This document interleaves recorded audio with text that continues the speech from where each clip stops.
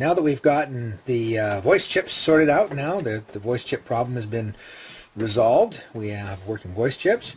We're going to move on to the problem of the pots that I flagged as being really problematic. And I put a little piece of Scotch tape, which I will clean off, I promise, over each one of these guys that turned out to be really strange when we did the test.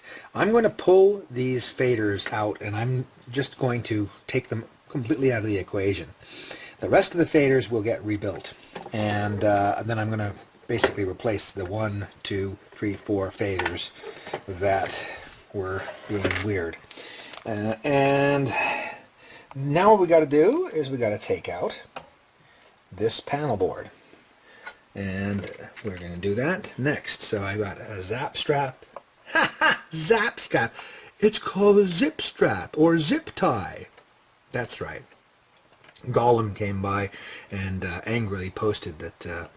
It's funny too, because I thought they were trolls, but apparently it was Gollum, and he came by and he was angry that I'd called them zap ties rather than zip ties. So, and that's funny because I think I could call. Did I call them zip ties? Or did I call them zap straps? It doesn't really matter. Zip ties, zap ties, zoot suits, whatever you want to call them. They're those cool little disposable fasteners. Okay, so we're going to cut these. Cut them, cut them, cut them, cut them, cut them, cut them, and then we're going to remove these screws, take out the board. So hopefully I didn't misspeak myself yet again. And we'll be right back. Okay, now that the zoot suits have all been cut, we're just going to go along here and make sure that we have the socketing correct, because I'd rather just simply memorize socket positions using a camera than consult a service manual. So this one over here goes like that, and then we have basically a dual bundle that comes along, and then this one goes over here, and then this other, you can see it just basically branches out all the way along, and also connects down to here on the inside. And the whole thing is an amazing piece of tying. So yeah, we should be all right with that. Now, just one thing to bear in mind, that there is in fact two, they look the same, cables, and we've got to be, or the plugs are the same, and we've got to be very careful not to get them confused. And then basically this guy here with the red on the end, the yellow and red goes over to the power supply, not over to the board, because you see how these guys could get mistaken for each other. The it's a forgiving system. I've plugged them the wrong way before, and it's forgiven me and not blown up. So, but obviously I don't want to repeat that process on Dave's valuable synth. Okay, so the fader caps have been removed, screws have been removed, everything's unplugged.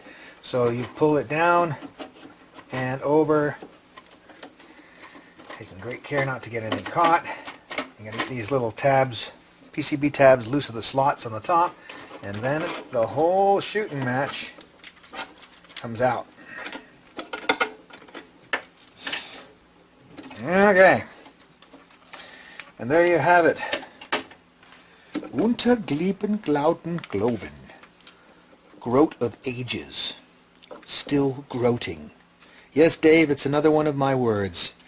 Remember the grody to the max thing from the 80s? Well, back in those days, we used to say something to be grody, it had to be filled with some element which we referred to as groat. So, and I believe there's a place in England called John O'Groats, so there it could be that basically, John was a very grody guy. At any rate, this is it. Groat of ages, the accumulated filth and dust and skin cells and everything else. You could probably clone 3 Packrats from this. And the neoprene has basically hardened into an ossified, stiff, and of course it just, if you try and lift it off, it starts to break apart. But don't worry, we have solutions in mind for this. We're actually going to pick this crap, because that's what it is, right off and replace it wholesale. My apologies, the battery ran out on the camera and I had to go home, and this is basically a couple days later, and I'm going to continue where I left off. So as I said, we're going to replace this neoprene wholesale with a brand new neoprene dust cutter. And I have patterns that I've developed for that, and I've actually do the process in some of my other videos, but I'm just going to continue to peel this junk off, and then when that's off, we are going to remove all of these button caps and put them away nice and safe, because the next step after all of that is, of course, the beginning of the reconditioning process. So I'll just shut the camera off, finish all this neoprene junk, and then we'll be right back. So we've got that neoprene guck removed for the most part, and now we're going to take a look at the tricky procedure. It is tricky actually, of removing these button clusters, the caps. Now the thing about the caps is that you got to be really careful not to bend them the wrong way, otherwise things get very unhappy. And as I said, especially the blue ones, they're unobtainium. You can't really get nice, clean, nice, neat ones very easily. So if you take a look here, there's basically a clip on the top and a clip on the bottom for each of these guys.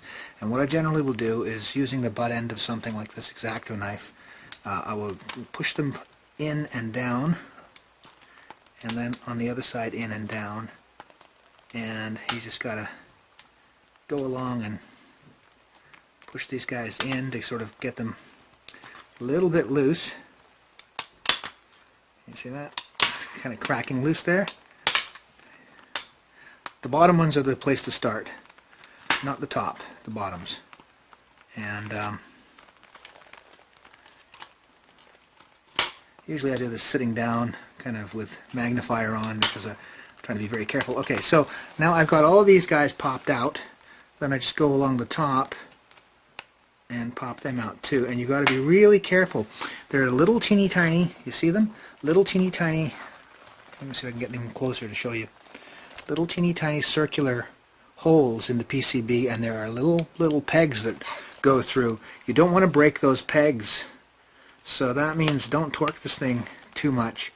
Again, this is why we're doing this carefully here, laterally along, and taking great care. Again, don't know if Dave will be very keen to have this back broken. Now again, these guys come back in clusters of 3. Oh, I just dropped one. That's okay, not broken. Not broken, not broken. Okay, so I'm going to just put this board down. Just bear with me here while I reach over and drop another cluster and pick it up again. Okay, so here are the button clusters. So here's one set of 3. And look at that, it's kind of poking up a little bit, this one. This one, I'm going to have to be very careful. When you put them back in, you want to make sure that they're all absolutely flat, otherwise you're going to have uneven buttons. Okay, I'm fussing too much about this right now, but I'm very, very particular with these blue ones. Ones in this kind of condition are very rare. So again, here they are, and they're clear, and I'm just going to put them in.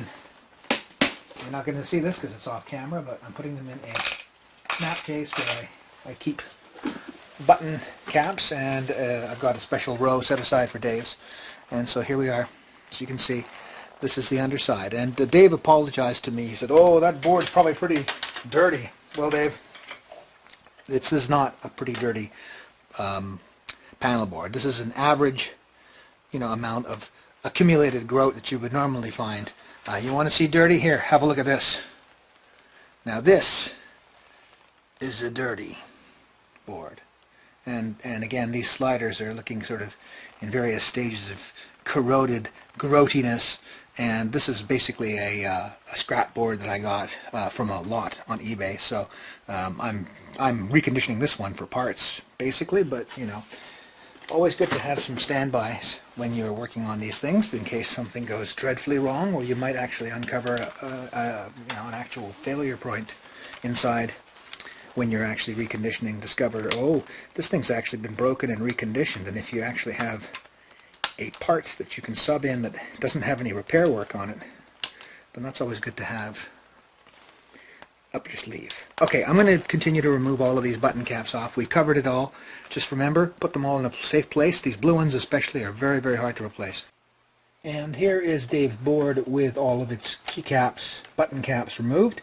And basically what I did was I took the Scotch tape that I was using to mark the bad the bad sliders, in this case LFO, just peeled it off of the panel and put it over here because I want to know which ones I'm going to remove from the equation. The keyboard slider was another one, keyboard tracking, and then the attack and decay sliders were also acting very, very strange. So we're going to remove them from the equation, replace them with actual replacements that I have in my collection from other Junos that I've worked on and other spare parts I've gotten along the way. And then I'm going to recondition all of these guys. So next up we're going to desolder this, all of these sliders, and we're going to also desolder all these tact switches. Every single one of these tact switches is going in the trash. I'm going to replace them all. So let's get on with it.